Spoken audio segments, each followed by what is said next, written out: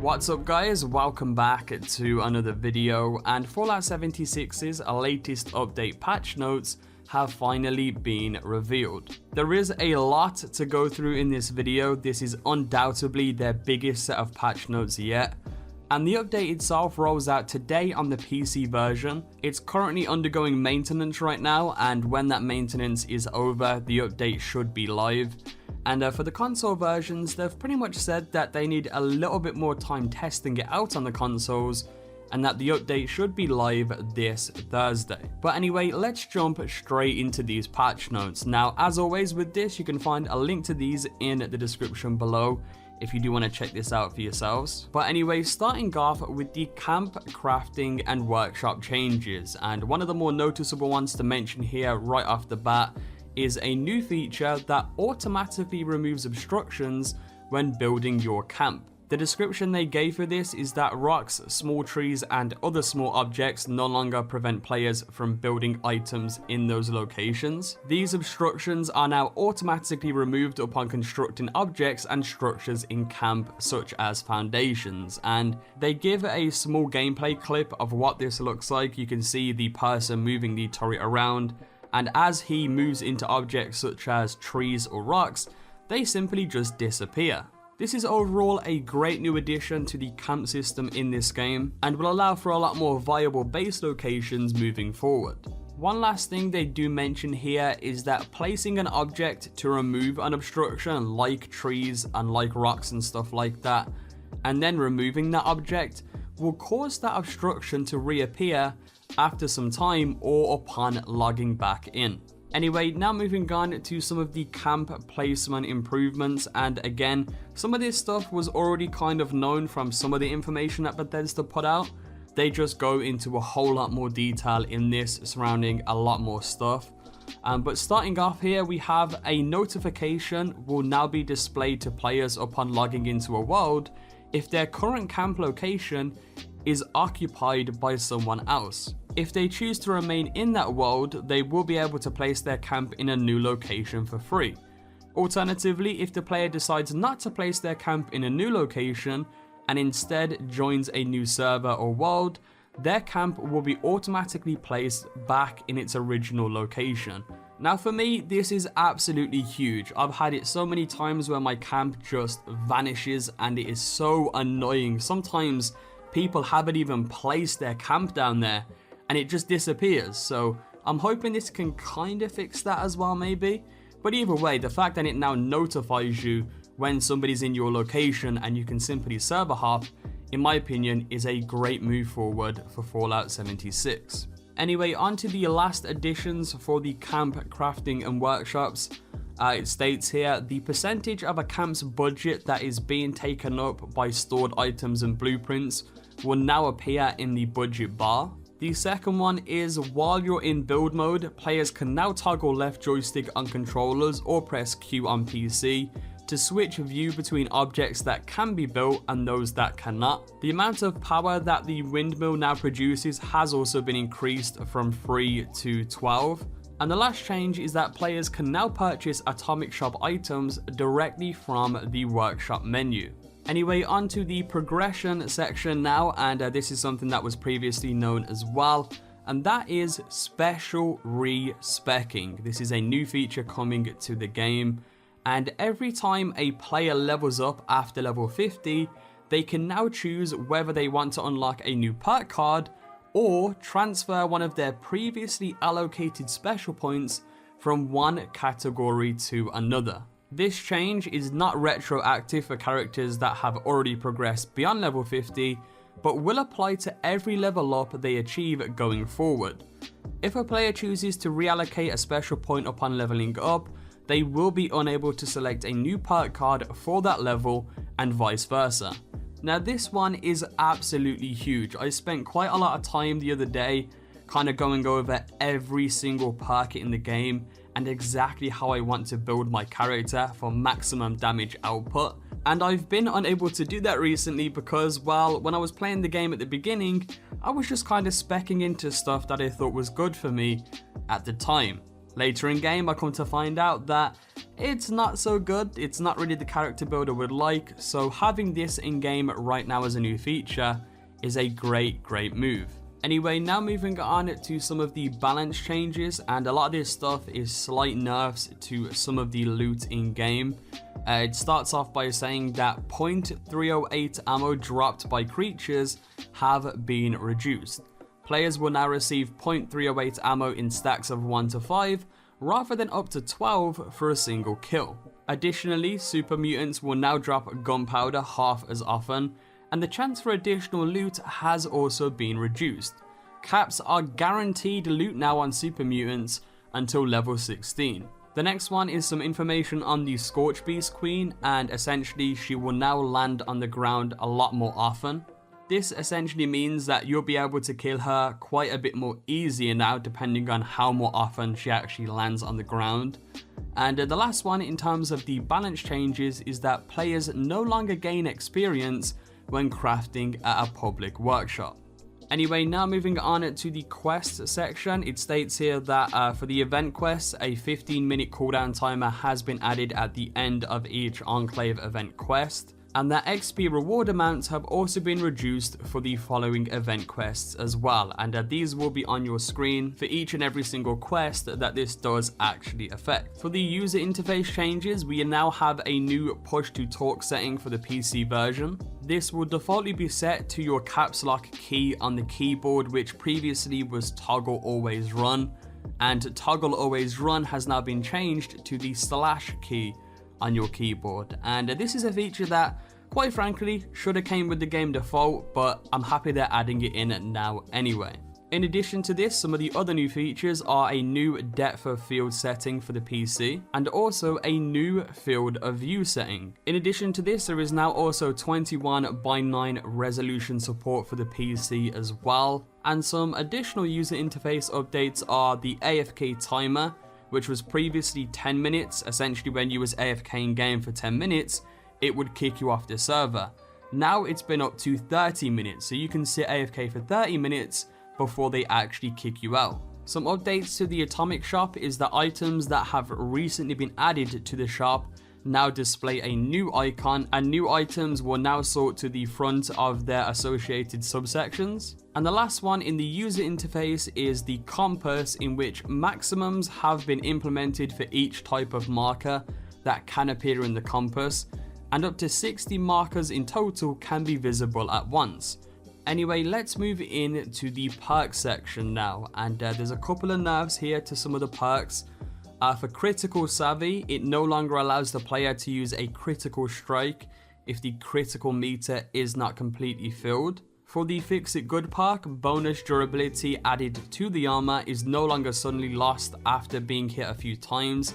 This was a bug with the perk card itself, so it's good that they're fixing that. For the Green Thumb perk, the double harvested benefit of this perk no longer incorrectly applies to Mothman eggs. For the Heavy Gunner perk, no longer incorrectly benefits the auto grenade launcher. I actually have a 2-shot auto grenade launcher and didn't even know that this perk card even affected it in the first place, so they are, patching that, I guess. For the Shotgun perk as well, this no longer incorrectly benefits the M79 grenade launcher.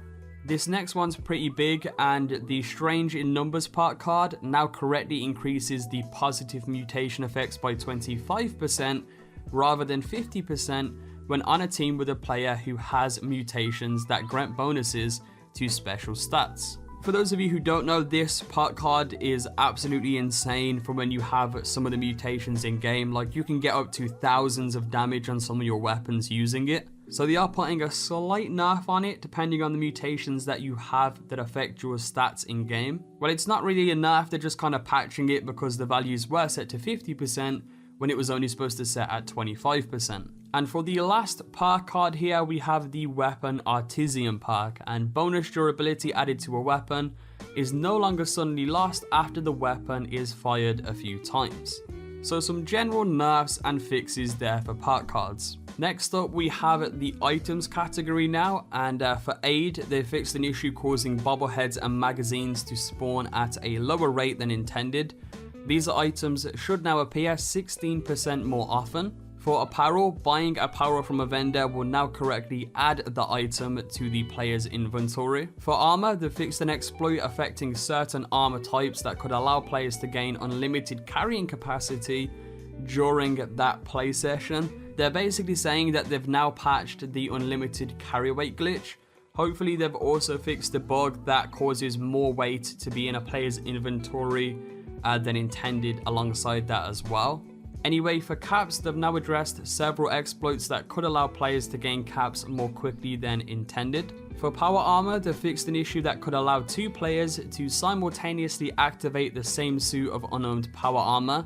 It is also no longer possible to transfer more than 1 fusion core into a suit of power armor as well. For serums, they now correctly apply mutations when consumed, and mutations applied in this way will now correctly appear in the Pip-Boy effects tab. For vendors, items that do not have a cap value can no longer be sold to vendors. For the weapon section, applying a precise stock mod to the pipe bolt action pistol no longer increases its rate of fire, and attacking another player with a cryolator no longer drains their action points outside of mutual PvP.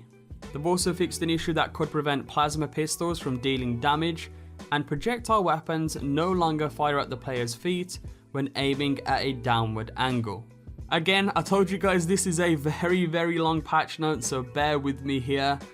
For enemies now, they have fixed an issue that could cause enemies to remain stationary while they were out of combat. The bee swarms are no longer invisible. The honey beast enemy no longer drops more adhesive than intended, and now instead drops a stack of 1 to 2 adhesive on death. The Mylark Queen acid attack no longer deals more damage than intended, essentially saying the Mylark Queen has been nerfed a bit. And the Scorch Beast in the Glass Cavern can no longer fly through the walls. Anyway, now moving in to the bug fixes section, and there is a lot to go over in the bug fixes section with a lot of different subsections for each.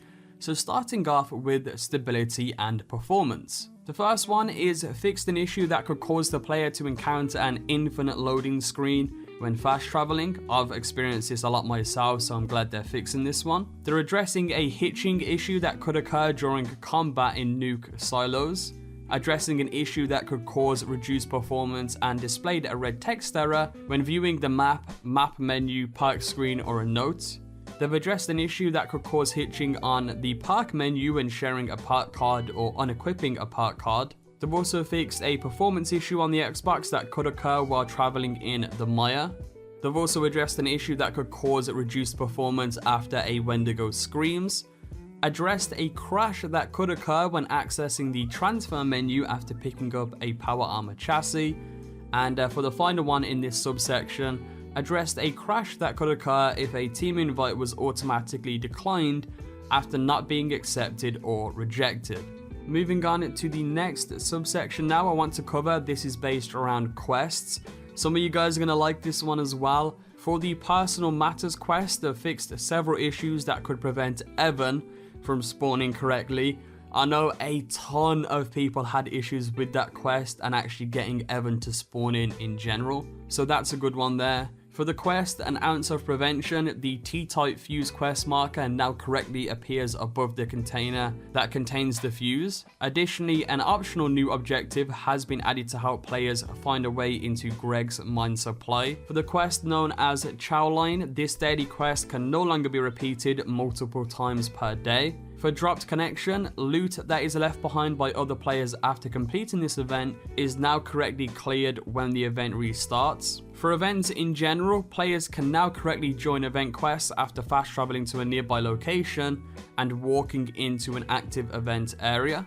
For the quest known as Feed the People, they fixed an issue in which completing the event granted canned meat stew to all players on the server rather than only the quest participants. I don't really get this one because I initially thought that quest was made to do that. You know, it's called Feed the People, and when somebody completes it, everybody on the server got canned meat stew. I genuinely thought that was like a cool feature they added to this, but apparently not. Anyway, for the Missing Link quest, collecting the uplink now correctly clears the Retrieve the Uplink quest step. For the Line in the Sand quest, waves of Scorched no longer walk into walls of Fort Defiance when attempting to reach the Sonic Generator. And then for the Scorched Earth quest, they fixed an issue that could cause the event to be completed immediately after it began, and players who damage the Scorched Beast Queen will now correctly receive 2 military commendations when she is killed, even if they didn't land the killing blow. Now moving on to the social tab, and this one has some pretty good ones as well.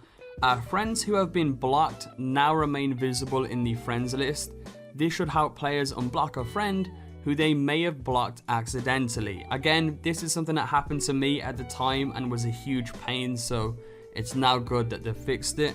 Friends who have been blocked or ignored will now display a blocked or ignored tag next to their name of the account in the friends list. The friend status in the social menu will now correctly update to online, offline, or main menu.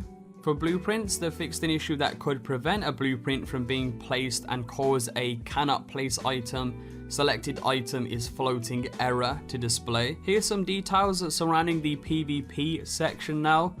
For weapon damage, they've addressed an issue that could prevent high-level weapons from dealing damage during PvP. For team PvP, when attacked by a player who is on a team, the target will now correctly enter mutual PvP with the entire team upon returning fire to any of the aggressor's teammates. If the target was also on a team, returning fire will begin mutual PvP between both teams. And the last addition is that turrets will no longer fire on another player who was attacked by the owner of those turrets outside of mutual PvP combat. And that is pretty much it for the main bulk of the patch notes. There still is a couple of things here and there that I haven't included. Again, you can find these in the description below. This was undoubtedly their biggest set of patch notes yet, and I just wanted to cover the majority of them for you guys into one video so you can keep as updated as possible with the latest updates in Fallout 76. As always, if you did enjoy this video today guys, be sure to leave a like down below. Your support of course is always greatly appreciated on the channel. Also, quick update, I am getting a brand new intro made for the channel. It's going to be very similar to the one I have now, just with different scenes, but in the same kind of animated style. So stay tuned for that as well. Subscribe if you guys are new around, and I will catch you all in the next video. Peace.